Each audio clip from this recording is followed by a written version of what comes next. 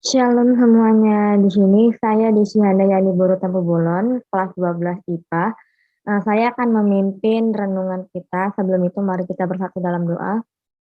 Allah Bapa kami yang bertata dalam kerajaan surga, terima kasih Tuhan atas berkat penyertaan-Mu yang Kau berikan kepada kami, sehingga kami dapat mengikuti renungan kami pada pagi hari ini, Tuhan. Berkati kami Tuhan, biarlah renungan saya sampaikan ini menjadi berkat untuk siapapun yang mendengarnya dan siapapun yang memberitakannya ya Tuhan. Kami berdoa dan mengucap syukur ya Tuhan. Haleluya. Amin. Nah, di sini saya akan membahas tentang Wahyu 21 ayat 1 sampai 8. Nah, berikut ayatnya. Ayat 1 akan saya bacakan. Lalu aku melihat langit yang baru dan bumi yang baru, sebab langit yang pertama dan bumi yang pertama telah berlalu, dan laut pun tidak ada lagi. Dan aku melihat kota yang kudus Yerusalem yang baru turun dari sorga, dari Allah yang berhias bagaikan pengantin perempuan yang berdandan untuk suaminya. Lalu aku mendengar suara yang nyaring dari tahta itu berkata, lihatlah kemah Allah ada di tengah-tengah manusia, dan ia akan diam bersama-sama dengan mereka. Mereka akan menjadi umatnya, dan ia akan menjadi Allah mereka. Dan ia akan menghapus segala air mata dari mereka, dan maut tidak akan ada lagi perkabungan atau ratap tangis atau duka cita, sebab segala sesuatu yang lama itu telah berlalu.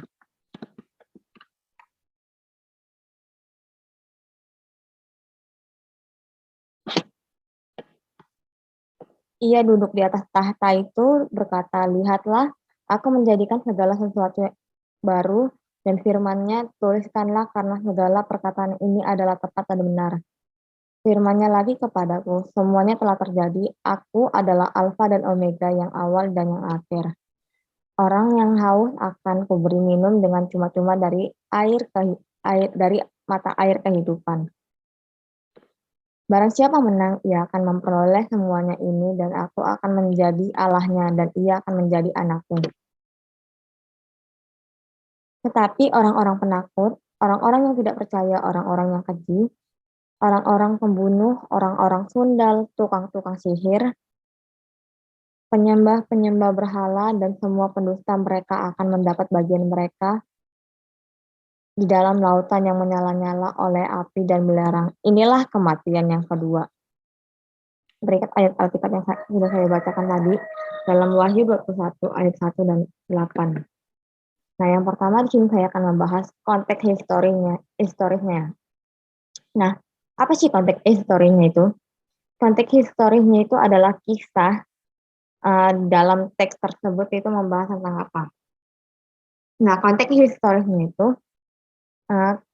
kisah mengenai langit yang baru dan bumi yang baru dalam Wahyu 21 ayat 1 sampai 8. Teks tersebut diawali dengan sebuah pernyataan Yohanes tentang penglihatannya mengenai langit yang baru dan bumi yang baru, merupakan sebuah pembahasan kerajaan yang mencapai kesempurnaannya. Nah, di sini konteks historisnya adalah membahas tentang langit yang baru dan bumi yang baru. Itu sebuah pernyataan Yohanes tentang penglihatannya, bahwa langit yang baru dan bumi yang baru itu adalah sebuah pembahasan kerajaan yang akan mencapai kesempurnaannya. Jadi di sini konteks historisnya itu membahas sebuah kerajaan yang nantinya akan mencapai semua kesempurnaannya. Apa itu kerajaan? Pasti kerajaan surga, kerajaan yang sudah dipersiapkan oleh Allah. Lalu ada pertanyaan dari saya. Apa itu pertanyaannya? Pertanyaannya, apa makna langit yang baru dan bumi yang baru dalam perjanjian lama dan perjanjian baru? Nah, jawabannya itu dalam perjanjian lama, dalam kitab Yesaya 65 ayat 17 dan Yesaya 66 ayat 22, ada istilah langit baru dan bumi baru. Itu berarti langit yang baru dan bumi yang baru merupakan pergantian langit dan bumi yang sekarang ini.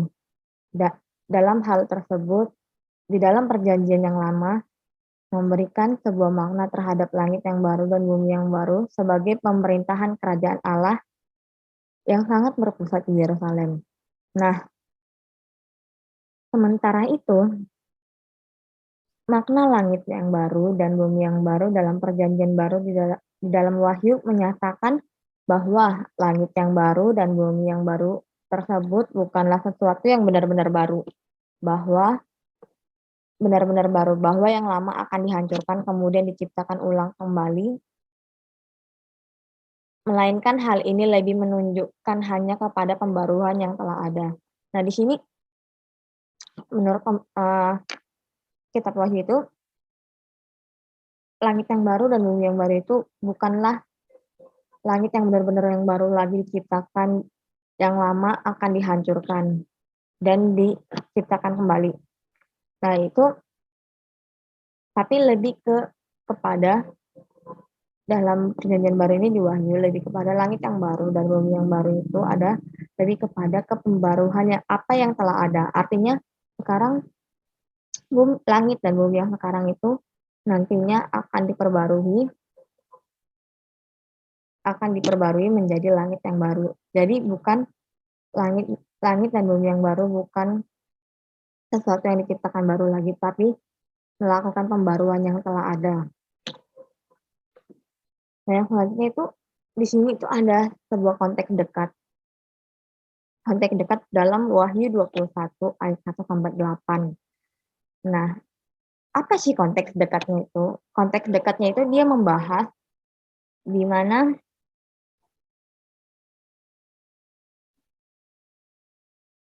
konteks dekat dalam teks ini merupakan pembahasan yang terjadi sebelum teks. Artinya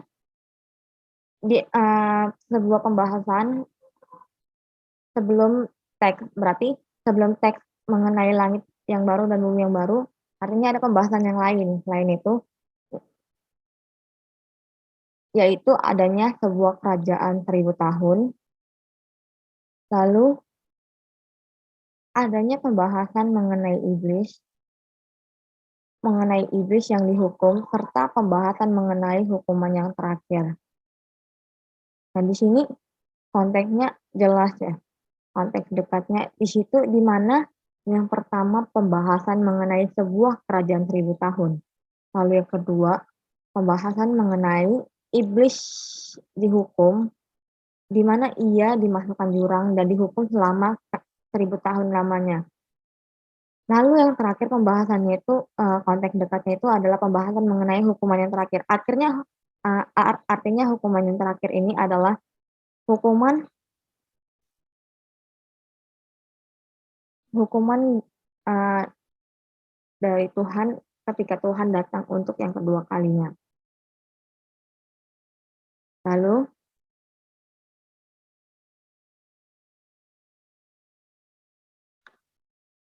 konteks jauhnya. Nah, saya di sini akan membahas konteks jauhnya. Konteks jauhnya itu seperti apa? Nah, konteks jauhnya itu sendiri di dalam teks Wahyu 21 ayat 1 sampai 8 ini adalah apa yang sudah terjadi setelah teks langit yang baru dan bumi yang baru, yaitu adanya sebuah pembahasan bahwa adanya sebuah Yerusalem yang baru. Setelah itu adanya pembahasan mengenai kedatangan Tuhan Yesus untuk yang kedua kalinya. Nah, konteks jauh ini adalah sesuatu yang terjadi setelah teks langit yang baru dan bumi yang baru. Lalu seperti yang dikatakan adanya pembahasan mengenai Yerusalem baru dan pembahasan mengenai kedatangan Tuhan Yesus untuk yang kedua kalinya.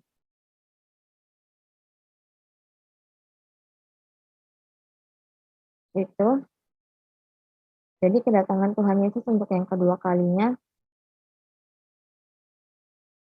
untuk memberi hukuman yang terakhir kepada manusia yang berdosa dan untuk menyelamatkan manusia. Lalu selanjutnya itu, nah, apa sih pesan penulis? Pesan penulis dalam Wahyu 21 ayat 1 sampai 8. Nah, pesan penulisnya itu, pesan yang disampaikan penulis bahwa Allah mengkehendaki setiap manusia yang hidup di dalam Allah, yang selalu setia kepada Allah, menanggung setiap penderitaan, maka ia akan hidup dalam kebenaran bersama Allah di dalam surga. Nah, di sini jelas bahwa pesan penulisnya itu bahwa kita sebagai manusia, Allah itu menghendaki setiap manusia yang hidup di dalam Allah. Maka manusia yang hidup dalam kebenaran akan hidup bersama Allah di surga. Itu sudah jelas, berarti manusia yang mau menanggung setiap penderitaannya, dia selalu hidup dalam kebenaran Allah. Dia akan hidup bersama Allah di surga. Nah, untuk selanjutnya, pesan utama bagi pendengar pertama. Nah, pesan utama bagi pendengar pertama ini adalah bahwa di sini dijelaskan Allah adalah Alfa dan Omega, yang artinya yang awal dan yang akhir. Dengan begitu, dia telah ada pada awal segala sesuatu yang diciptakan, dan yang akhir bahwa kedatangannya untuk yang kedua kalinya akan menjadi sebuah awal dari akhir penciptaannya.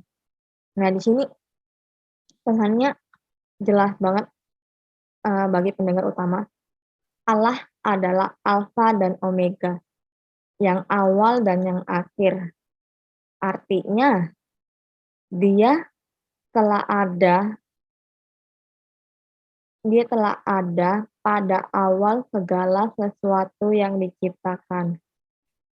Dan yang akhir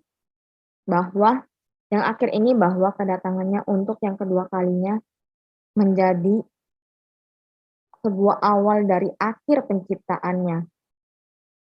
Di mana sebuah awal dari akhir penciptaannya, disitulah dia akan menyelamatkan setiap manusia. Lalu yang selanjutnya itu,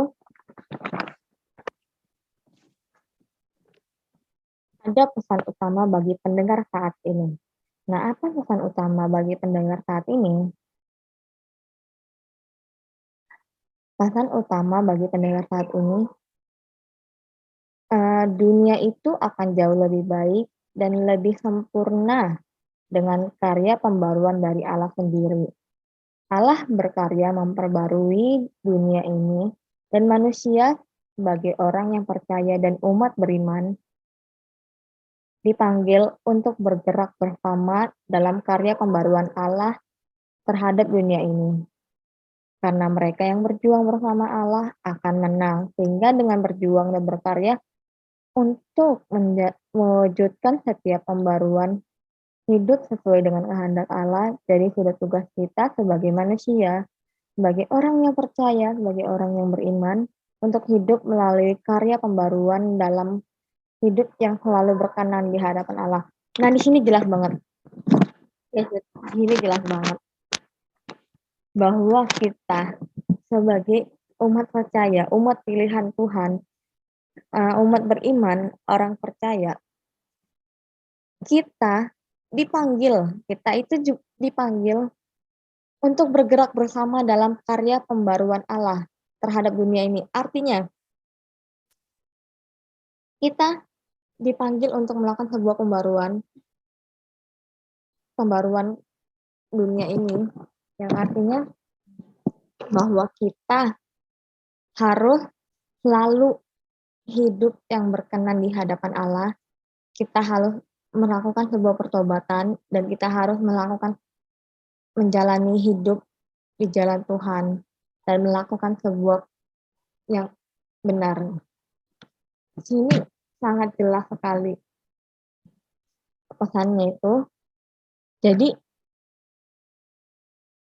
mereka yang berjuang bersama Allah, kita yang berjuang bersama Allah akan menang, sehingga akan menang hidup sesuai dengan kehendak Allah.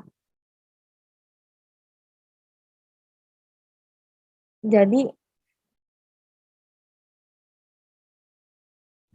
sudah seharusnya kita sebagai manusia, sebagai orang percaya, sebagai umat yang beriman, kita hidup melalui karya pembaruan dalam hidup yang selalu berkenan di hadapan Allah. Jadi sudah seharusnya kita bergerak mengikuti karya pembaruan Allah. Nah, itu sangat jelas sekali pesannya, bahwa Allah sendiri memanggil kita untuk bergerak bersama dengan Allah dalam sebuah karya pembaruannya terhadap dunia ini. Jadi kita, orang percaya, orang beriman, orang yang selalu pada jalan kebenaran, kita juga harus berjuang dan berkarya untuk mewujudkan setiap pembaruan hidup sesuai dengan kehendak Allah. Nah, di sini pesannya sangat-sangatlah bagus sekali, pesan untuk saat ini, bahwa kita sebagai manusia, umat yang percaya, umat yang beriman, kita dituntut untuk bergerak bersama dengan Allah untuk mewujudkan dan berjuang dan berkarya dengan karya pembaruan Allah ini. Ini sangat jelas sekali. Nah, selanjutnya, aplikasi. Nah, aplikasi dalam teks ini dijelaskan bahwa kita harus siap dengan kedatangan Tuhan Yesus untuk yang kedua kalinya. Dan kita juga saat ini harus hidup menurut kehendak Allah. Nah, jadi di sini dikatakan, apapun keadaan kita harus siap dengan kedatangan Tuhan Yesus untuk yang kedua kalinya. Karena kita tidak tahu kedatangan Tuhan Yesus untuk yang kedua kalinya itu kapan. Kita juga tidak tahu kapan Tuhan Yesus datang untuk yang kedua kalinya. Yang pasti kita juga harus siap bahwa Tuhan Yesus akan datang untuk yang kedua kalinya, untuk menyelamatkan kita orang yang percaya dan orang yang kekal. Dan ketika kita harus siap dengan kedatangan Tuhan Yesus untuk yang kedua kalinya, maka untuk saat ini kita juga harus hidup menurut kehendak Allah. Jadi sebelum kedatangan Tuhan Yesus untuk yang kedua kalinya, kita harus bisa selalu hidup menurut kehendak Allah. Artinya apa? Kita hidup menurut kehendak Allah. Ketika Allah menghendaki kita untuk kita bertobat, untuk kita segera bertobat, untuk kita selalu ada di jalan Allah. Artinya Allah menuntut kita untuk selalu hidup menurut kehendaknya, karena dengan kita hidup menurut kehendaknya, kita akan mendapatkan hidup yang kekal di surga nantinya, di langit yang baru dan bumi yang baru. Nah, itu sudah jelas sekali. Jadi kita manusia sebagai orang yang percaya, umat yang beriman, kita harus selalu berjuang dan berkarya untuk mewujudkan setiap pembaruan hidup sesuai dengan kehendak Allah, dan kita juga harus hidup menurut kehendak Allah. Di sini sudah jelas bahwa apapun keadaan kita, bahwa apapun kondisi kita, bahwa apapun situasi kita harus menyerahkannya kepada Tuhan. Kita juga harus hidup menurut kehendak Allah. Jangan pernah lari dari kehendak Allah. Karena dengan begitulah kita menurut dengan kehendak Allah, kita akan mendapatkan hidup yang kekal dan kita akan mendapatkan sebuah rencana Tuhan yang sangat indah untuk kita semua. Nah, demikian dari saya. Terima kasih. Terima kasih. Ini beri Terima kasih sudah mendengarkan renungan saya. Jika ada kesalahan kata atau perkataan, mohon dimaafkan. Namanya manusia tidak luput dari kesalahan. Terima kasih dan Tuhan Yesus memberkati kita semua.